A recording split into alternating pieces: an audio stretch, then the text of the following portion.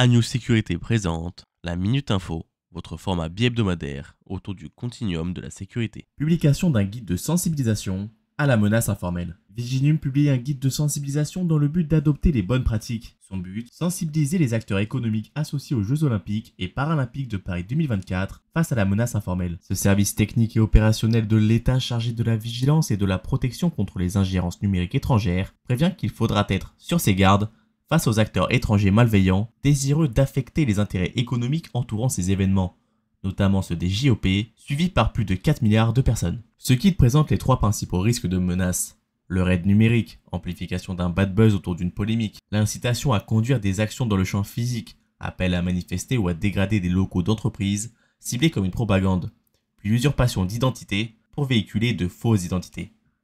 Des menaces informelles pouvant amener à des risques réputationnels, économiques ou sécuritaires. L'important pour une organisation va donc être de sensibiliser, d'anticiper et de se préparer, tandis que le collaborateur devra vérifier la source de l'information, signaler le contenu frauduleux, ne pas relayer une fausse information, ni y répondre.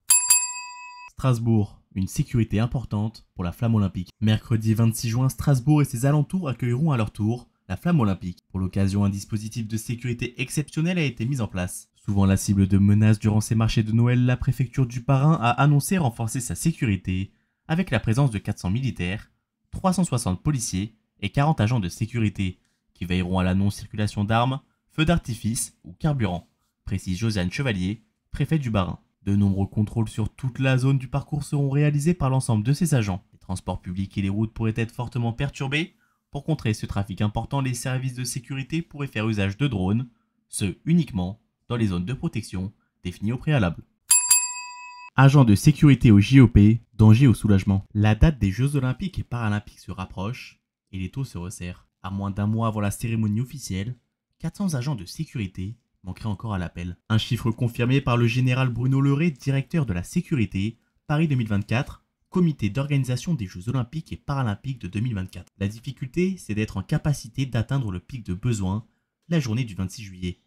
Date de la cérémonie des JOP, même s'il précise que les choses avancent très bien. Pour rappel, le COJOP avait annoncé le besoin de mobiliser 22 000 agents lors de cette première journée d'ouverture. Contacté, Cédric Paulin, secrétaire général du GES, espère que le secteur de la sécurité privée arrivera à atteindre les objectifs fixés, même s'il est difficile à quantifier. Optimiste, il déclare toujours est-il qu'on va y arriver, contrairement à ce que beaucoup disaient. De son côté, le directeur de la sécurité de Paris 2024 a confirmé avoir signé des contrats pour 100% de nos besoins sur tous les sites de compétition et de non-compétition, qui représentait un objectif très ambitieux au départ. La signature avec l'ensemble de ces 110 prestataires en sécurité humaine ayant répondu aux demandes devrait permettre au comité de voir venir en cas de soucis de dernière minute. Réponse le 26 juillet.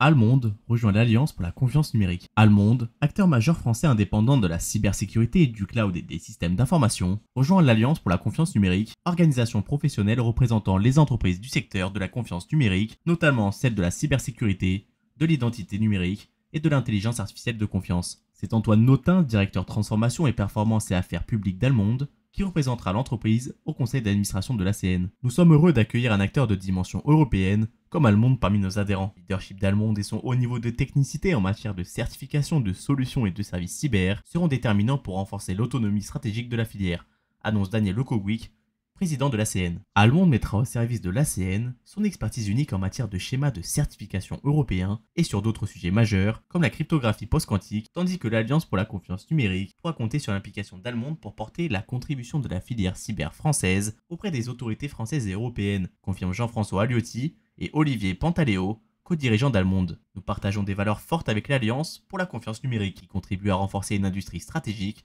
pour la France en Europe.